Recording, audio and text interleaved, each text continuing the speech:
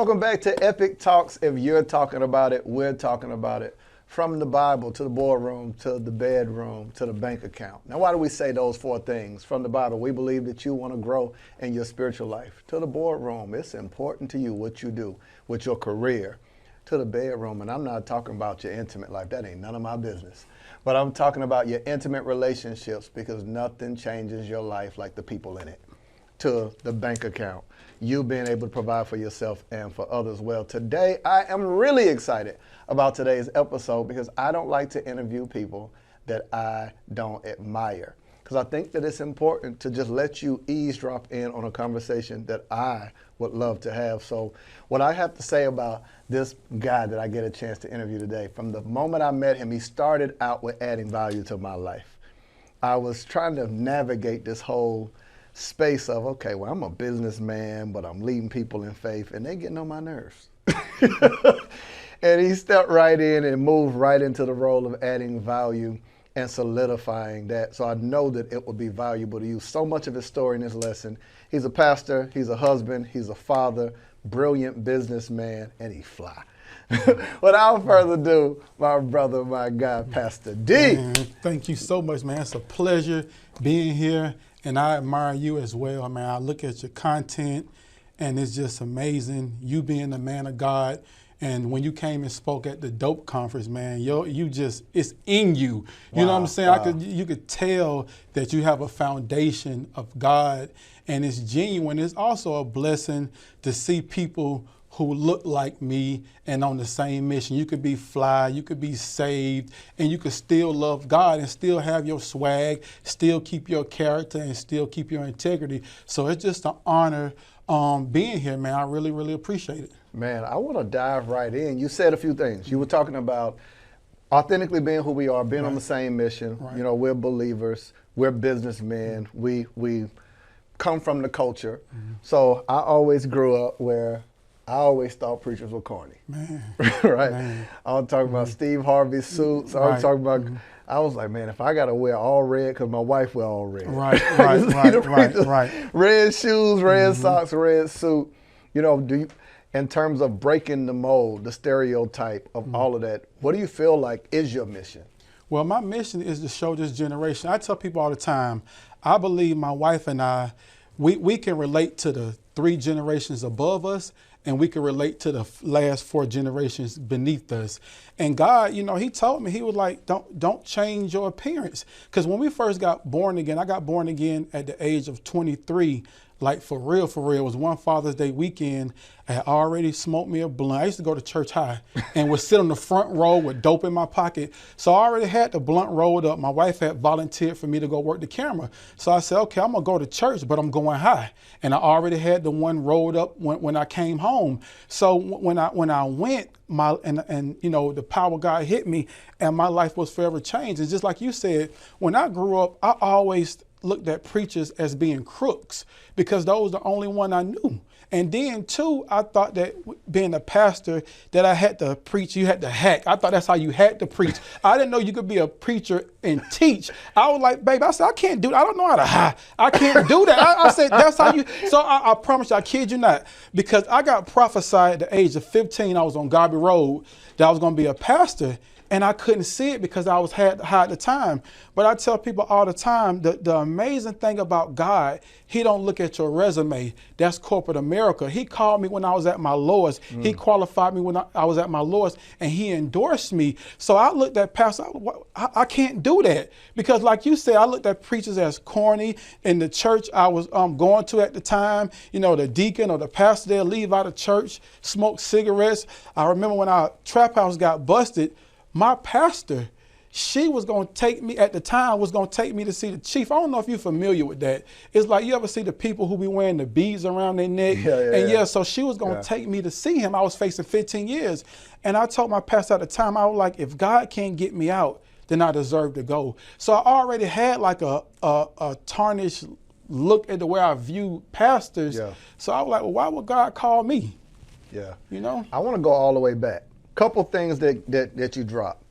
You said, I went to church, Father's Day weekend. My wife volunteered me. Right. And I was on that ooh-wee. Man, I'm talking about that ooh-wee. The thing about it was, man, I'm talking about like, that's when Dro first hit. You know, that was Dro first came out. So that was a different type of weed. And I was on it, boy. So when I was crying, she thought it was from the weed because she knew I was small. I said, no, it wasn't. I had a visitation from the Most High. So when God touched me, man, that day, 2003, Father's Day weekend, I stopped cussing, I stopped drinking, I stopped smoking in one day. So can't nobody tell me that God is not powerful. I'm fully persuaded. Yeah. You get what I'm saying? So that's why I'm so passionate about the things of God. That's why when you introduce somebody to Jesus, it has to be a proper introduction. I let my life speak. It's nothing hidden. Been with my wife for 22 years, no outside kids. This is what you get. And a lot of times people look at me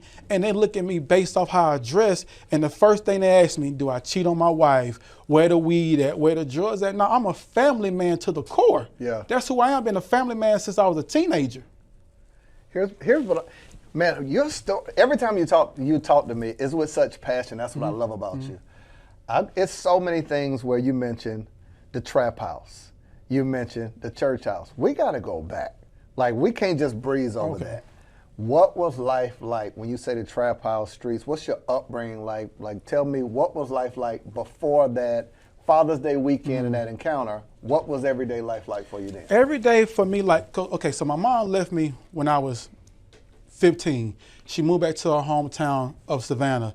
So it was like when I met my wife was selling drugs. Her granddad's house was the trap house. So I was selling weed and dibbling and dabbling. I remember I was working at Kmart Warehouse in Forest Park. And she was like, man, you ain't getting no money here. Let me introduce you to some real money. So when I came to her granddad, I couldn't believe, man, I used to be scared, man. I was like, you making this much money? She was making so much money, it blew my mind. So she taught me how to cut up dope. And the day in life before I got born again, it was fun. But although we was in the trap house, we still love God because she introduced me, like I said, to God. We would have scriptures in the trap house. Hold on. You would do what now? We would have scriptures in the trap house. Yeah. You know, but even though we was doing that lifestyle, we still love God. Yeah. And that's the thing. And I tell people all the time, that's why I don't judge nobody based off, how they look or how they dress. I got tattoos, braids. I always wear my hat to the back. And there's a lot of times you will look at somebody and you'll judge them based off what they got on. But it was so many lessons that I learned in the trap house. Yeah. I learned how to be a man. I learned how to be a father. I learned how to give. I learned how to be responsible. I learned all of this in the trap house. Wow. Wow. What do you think are the top 3 lessons? Let's just say, looking back over your history, and you say, man, my wife introduced me to this world, right? Where you're making money, you and your wife are together. You mentioned your mom left at 15. At 15. So you're all by yourself, and the person you have is your wife, and you guys are building this empire, right? As well as building a relationship together. Looking backwards, what are the top 3 lessons you feel like you learned? And what are some lessons you feel like for someone's in the same position as you, that they can extract from that to change their life? One of the lessons that I learned is like, you have to apply what you learn. Although we was going to church at that time, we wasn't applying. You got to apply the knowledge that you learn, because you can have all the knowledge in the world, but if you don't apply the knowledge, it's just gonna lie dormant. So that's one of the things. And another one of the lessons that we learned is, especially with me and my wife, although we was living that lifestyle, we were still committed to each other. Although we was doing wrong, we were still committed to our kids. So another thing, just about commitment. And the last lesson I will learn is don't give up. Although we knew that God had better for us, we didn't give up. We just kept showing up. And I tell people all the time, just keep showing up. I was showing up with dope in my pocket. I was showing up high, but I kept showing up. And one day it finally took. Yeah. Yeah. You and your wife do an amazing job, and even with this, right, with your relationship books. Hey, you gotta get your own. These are mine. Some of the things I love is how you celebrate your wife openly. Right. A couple things that people find corny now is commitment, which I don't understand why. Like relationships, commitment, as well as church. Some things that people feel like, that's just not for me. But you've been able to consistently champion, celebrate your wife, push her forward. I notice when she's doing something, you're her biggest cheerleader. Right. You're constantly bigging up your wife and pushing her forward. So I want to definitely speak to, as it relates to what advice would you give, let's just say, let's speak to the men. Okay. A man who, you're like, bro, he comes from the streets, or a man who doesn't come from the streets, comes from church and deals with trust issues. Or you mentioned your mom leaving, where abandonment issue shows up in a multitude of ways, right? Like what's the thing that has made you commit yourself the way you have? You don't give yourself an excuse. You commit to your wife, you champion her.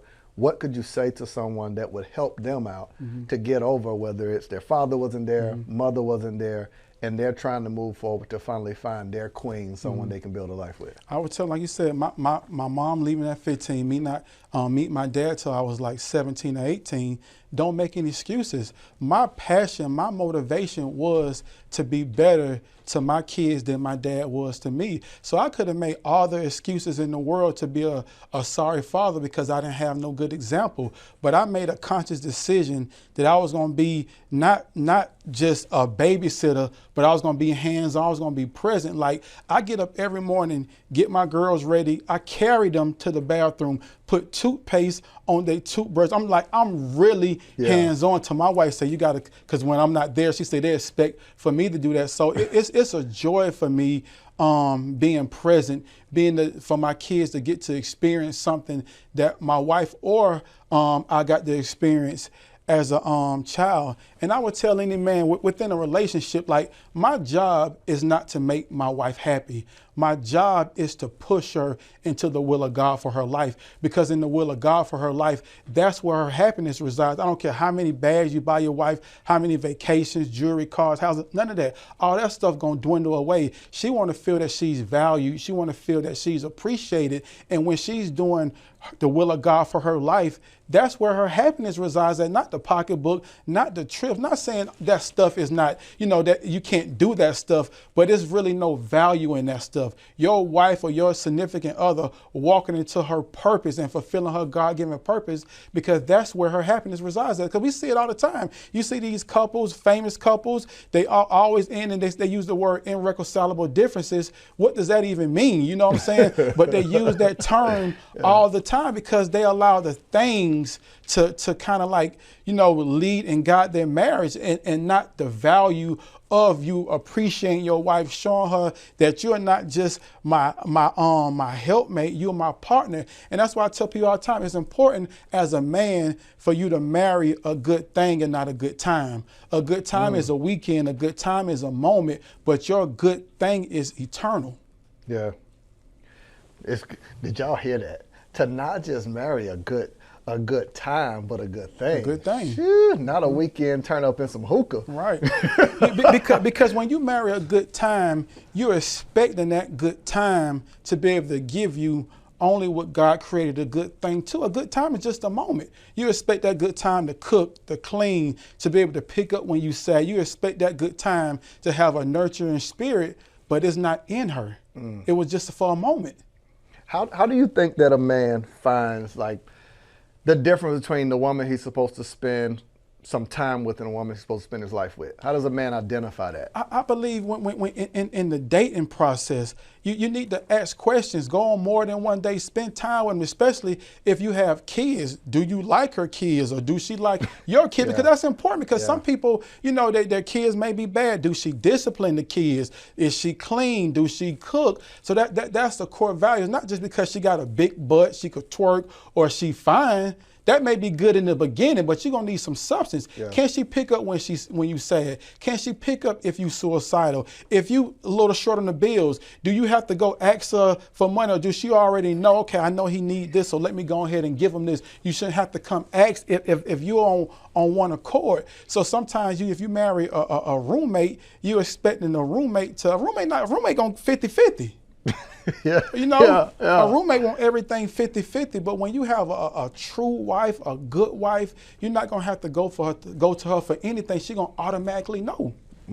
It's a lot of, so now in this day and time, there are a lot of podcast relationship coaches, is what I call them, that they are creating gender roles, what a man should do, what a woman should do, right? You hear a man should be this, this, this, and this. A woman should do this, this, this, and this. What do you feel like? Do you believe, and this is just, this is just us kicking it, right? From our vantage point, do you believe that gender roles actually exist? Are there things that a man should do versus a woman should do? In marriage, is it based on skill? Is it based on gender? Like, how do we decide who does what? Right. Well, me personally, I believe if the man is able to pay all the bills, he should. It's something honorable behind that. Now, if you can't, then that's fine. Like, well, my wife, I know a lot that she's been through, man. She's been through a lot first when I was working, doing A, B, C, and D for the kids. So I told God, whenever you get me off this job, I'm going to make sure I lessen the load for her. So it's a joy for me. Like, I don't mind cleaning up. It's not like, you know what I'm saying? Only thing I won't do is wash dishes. I wash clothes, I vacuum, I do anything. When I clean, I clean. The only thing I won't do is wash dishes. So I don't look at it as like a chore. My wife is my teammate. So anything I could do to lighten the load for her, I'm willing to do it. And it's the same way with her. When you got a good wife, you don't mind going over and beyond to lessen the load for her, because I'm the head, but she's the neck. And I can't keep my head up if it's not for her. So she's like the true backbone of the family. So anything I could do for her to lessen the load for her, I do it, because she's graced to wear so many hats. Yeah. And what is a hat? A hat is something that covers the head. So anything I could do to help her out, to make sure I take the pressure off her, I'm willing to do it, whether it's cleaning, and I don't cook. I can't cook. So those cooking and washing dishes, two things I don't do. But anything else around the house, I make sure I do it. And it's not like I throw it in her face. Oh, I had to do this, or I had to do this. No, it's an honor and a privilege, because you, as a husband, my job is to try to outserve my wife, to not let her outserve me. So we got to go back to two things. Number one, we're saying if you're a single man looking for a woman, he should be looking at who she is by herself. To see if she meshes with him, for him to build something together. You said some phenomenal things as it relates to you when we was talking about gender roles. You was like, it's not so much that, it's a matter of how you serve one another. And you said the number one goal that people should be looking for is to outserve one another. Yes. Do you wait, if you're dating, do you wait until you're married to take on that mindset? Or is that from the gate where you're looking and saying, hey, while I'm dating, and we're giving advice now, right? We're talking about, this is a phenomenal book too. The Magnificent Marriage Blueprint, the ultimate guide to building marriage that overflows with love, trust, and happiness, which we'll get more into in a second. If people are dating, do they wait? Like, how long do you wait to see certain traits? When you talk about outserving, is that wait until I do, and it's like, let's see how you serve me on night one. Or when does that happen? When do we monitor that? Well, in the dating process, you could kind of gauge how the person you date and how they're going to be. So if it's like for instance, if you go out, you pay, but then the next time you go out, she reach in her pocket, she want to pay, and you're like, nah, I got it. Then you go out again, she reach in her pocket, she want to pay, nah, I got it. You can almost gauge that she's going in and she's willing to help. That's all you need. You don't want a mate that don't bring anything to the table. You want somebody who can bring something to the table in case something do happen. She can help you pick up the pieces, or help you carry the load. So when you going in, you could tell, like, dating, communicating. That's the main thing. Communicating, having open and honest conversations. That's the most important thing. Yeah. And you could gauge a person, man. You could kind of read a person's vibe. You could kind of tell if a person is selfish or not. If every time y'all go out, she don't never offer. Not saying you would even allow them to pay, but she never makes the offer to pay. You could kind of say, oh, she might be a little selfish in certain areas. Or, you know what I'm saying? So you got to just look at it and pay attention. Is that a red flag and a deal breaker, right? For any person? If you notice, and I love what you're saying, that one, fellas, that woman who reaches for her wallet is a national treasure. Man, Protect for real. Her. Protect her. Right. Now, if she'll reach for her wallet, focus on yourself, kid. Right. But, with that, right, I think some argue that a woman should never reach for a wallet. And I get what you're saying. She's basically, if you're dating with the purpose of being married, she don't see your money as something away. She see it as ultimately and the investment towards you all's future. Right. Exactly. You'll do together. I like the way you talk about your wife. Yeah, man. Right? Every time you talk about your wife, you said, I'm the head, she's the neck. I can't keep my head up without her. I was like, oh, yeah. that's cold. Like she's literally my best friend. I tell people all the time, when you get married, it's like building a house from the ground up. The most important thing in a house is the foundation.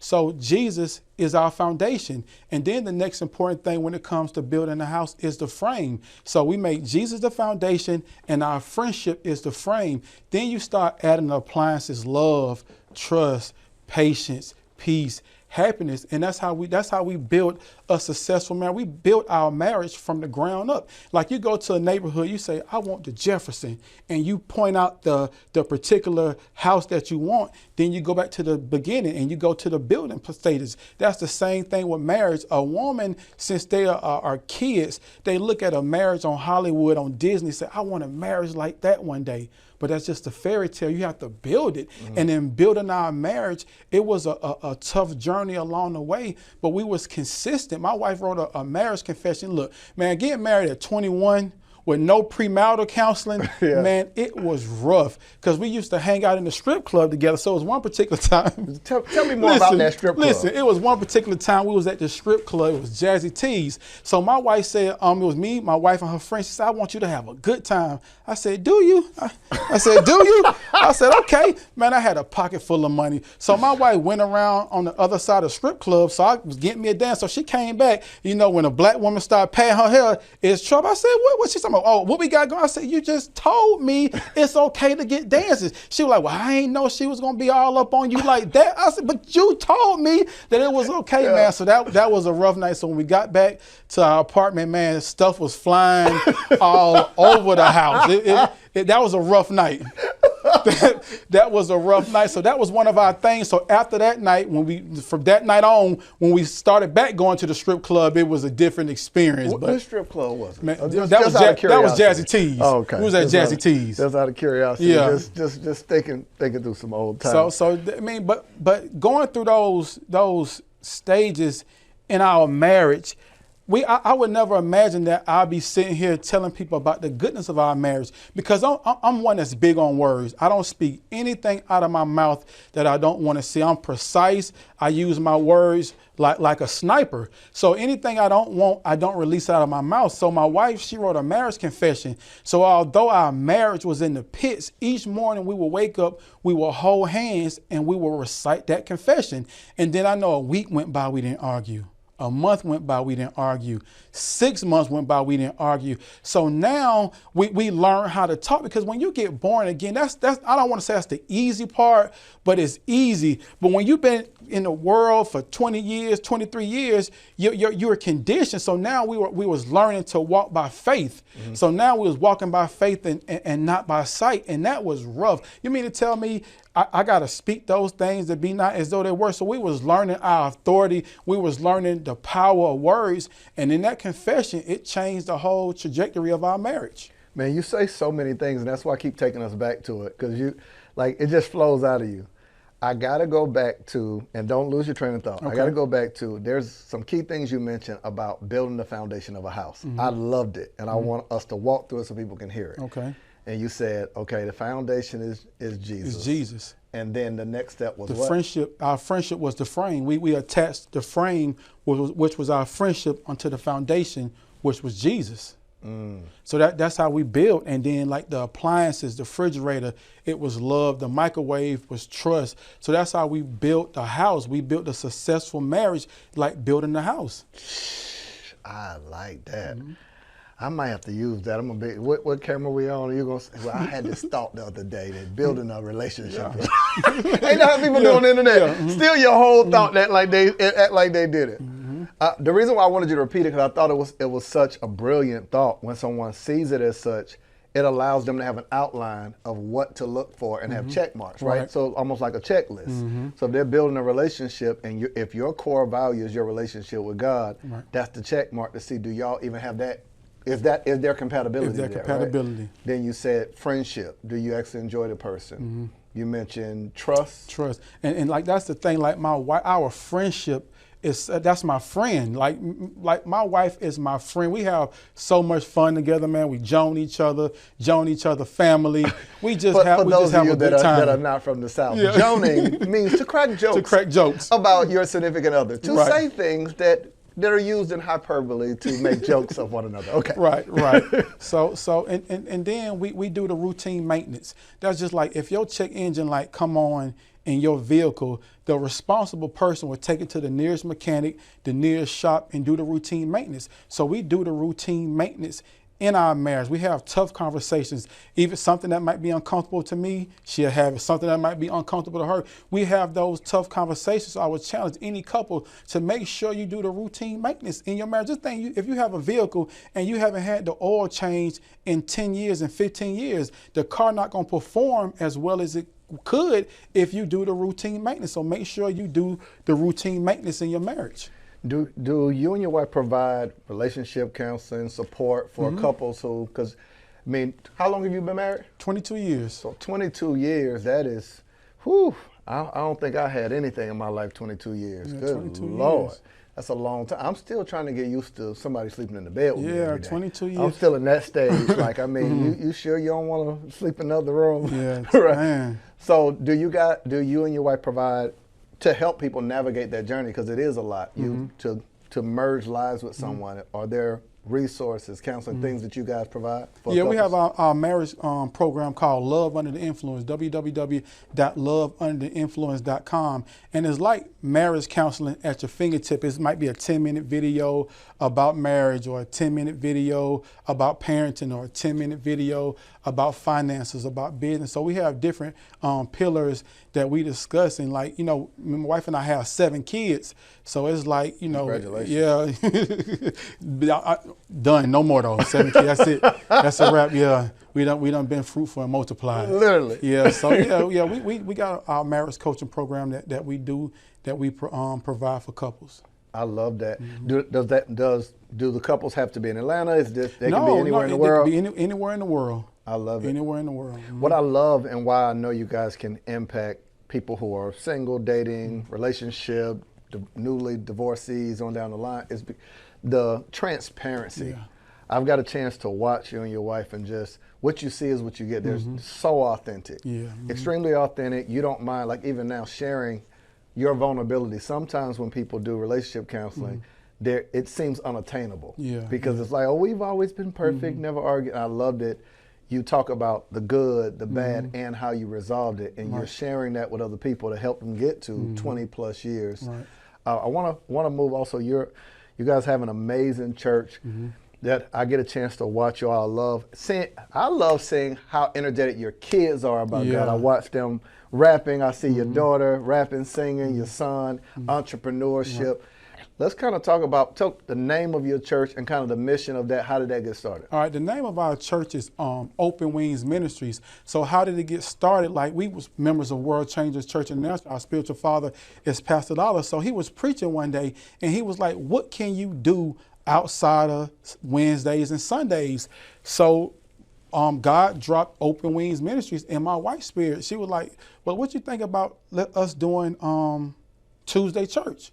And then in that time, I wasn't as confident as she was. It was like once she got born again, like God just dropped it right in her. She got born again the same day He gave her the power to speak. With me, it kind of took a while. So normally when I would preach, if you went there in 5 minutes, that's all I had. Church was over. So you had to get to church in 5 minutes. And in that 5 minutes, I'm just reading the scripture. No revelation, no nothing. So God sermon. So God has spoke to her and told her, look, don't preach another Tuesday. I need you to build this confidence. And that's what happened. She didn't preach probably about 2 or 3 months that I just had to get up there and preach. And in that 2 or 3 months, God did such a quick work in me, because I said, God, you are the potter, I'm the clay. Mold and shape me into what you would have me to be. So fast forward, we started Tuesday church. And then 2015, we became a local church. We had our first Sunday service. Wow. So, and it's just been amazing. And we try to teach people that you can serve God, you can have fun. If you're going to find one flaw in me, I love trap music.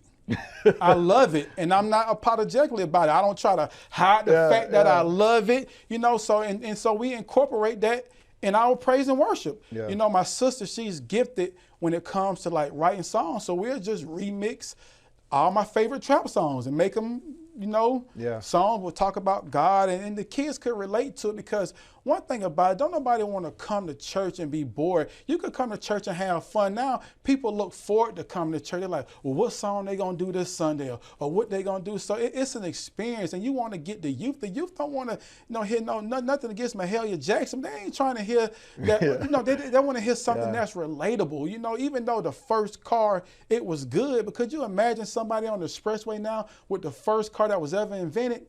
It wouldn't be good. Yeah. So the same thing, it's a different package, but it's the same word, because we have the word in us. Pastor Dollar and Pastor Taffy, they drilled the word in us. So when we preach the word. We know we don't compromise the gospel of Jesus Christ, but you know, just the way I dress, I told God, if I'm gonna do church, I have to dress like this. I'll dress up every now and then, but it's not to go to church, you know what I'm saying? But this just how I do church. And when I first started this, could you imagine, you know, we going to CDMA, to Pastor Dollar Ministers and Leaders Conference, this how I'm dressed. Yeah. But now everybody is doing it now. Yeah. So it made me feel good. God, you told me to, God, I know I heard you told me to do that. Yeah. And you know, it just feel good to just be serving God, you know, in my own way, as far as how I dress. But my spirit, man, I love people. I love people for real. Yeah. You know, from all walks of life. I don't care if you're a stripper.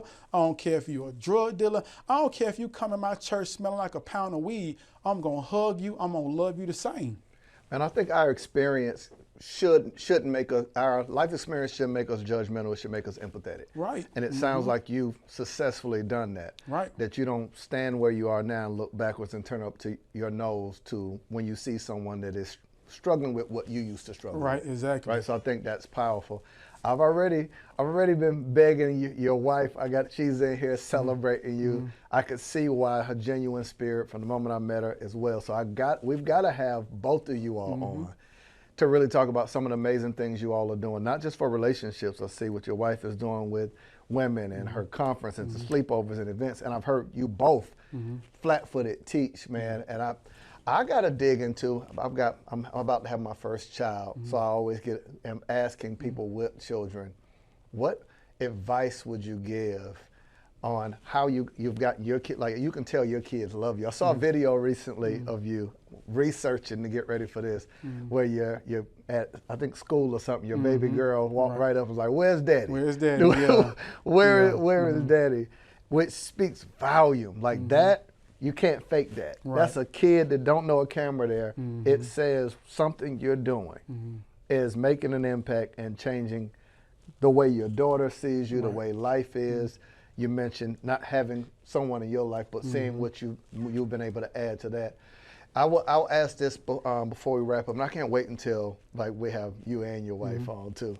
I'll ask this: what do you feel like if we were to look back 5 years from now? What would have to happen for you to say, man, I did exactly what I feel like God put on my heart to do? Like, what are some of those things you're looking forward to over the next 5 years? Just to see my kids continually grow. You know, I got my oldest son, right? He'll be 28 next month. He kind of, you know, just out there. But I know the foundation is there. The Bible says that the seed of the righteous shall be saved. So I believe he just going out and just gathering his own testimony. We all have our own journey. And the thing about it is, it's like, you know, all 7 of my kids, you could be raised in the same house, the same principles, the same values. And then when they get older, they still may choose their own path.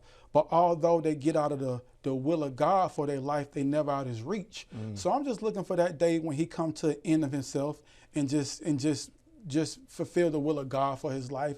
And then like with my girls, just to see them to grow up and just, you know, and just come into their own, knowing that they are more than worthy, they are valuable, and just to see the goodness of God in their lives. Wow. Well, tell everyone how they can learn more about your ministry, connect with you, learn more about your relationship programs, your books, etc. How can they stay in contact with you? How can they connect with your church? How can they Well, work you can with follow us on Open Wings Ministry on Facebook, Open Wings M on Instagram, and our marriage book, The Magnificent Marriage Blueprint. You can get that at www.lutimedia.org. Again, www.lutimedia.org.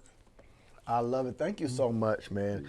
So much value that you offer, because I think this is the new wave, right? The new wave now is authenticity, transparency. We will attract more people and impact culture in a better way. And this is kingdom, right? It's not religion. It's not a list of rules. I love that you said that people can dress however they want, because clothes doesn't matter. People look now and say, I see these arguments of what Jesus would or wouldn't do. Well, there was no buildings when Jesus was around. Half of what we do now, if we invited Jesus, he'll say, what is this? What's happening? We would have to teach him how to have church the way we have it. So, man, I love that you're doing it in an authentic way. Thank you for your consistent adding value to me. Don't ignore the jacket. He actually makes these, so I'm purchasing and I'm putting in my order. Phenomenal, man, everything that you're doing. I absolutely honor you, love you, and appreciate you, man. I appreciate you. Thank you so much. Thank you. This has been another episode of Epic Talks. Do me one favor, family. If this has added value to you, I only ask you to do one thing. Share it with someone else that it would add value to. If I pay for you to go on a trip to Paris, the first thing you'll do is pull out your phone and share it. If I bought you food, you'll pull out your phone and share it. So why are you digesting the food that you received today in the form of this content and not sharing it with someone? I'll see you in the next episode. The main angle, so we got what, 4 cameras? Yeah, I want to make sure visually they can see everything. Well, since you're here being nosy, what up? Here's what I want you to do. Make sure you don't miss this Sunday. You can come with your bonnet on. You can pull up with your do-rag on. Online only. The Epic Nation every Sunday at 12 p.m. Eastern Standard Time. Pull up this Sunday, 12 p.m. The Epic Nation. What y'all doing? Get out of here.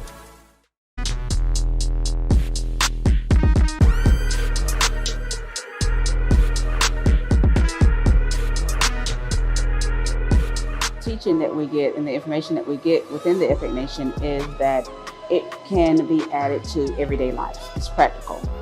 It's practical teaching where you can add it to your personal life, your relationship life, your spiritual life, and your financial life. So that is what makes it different.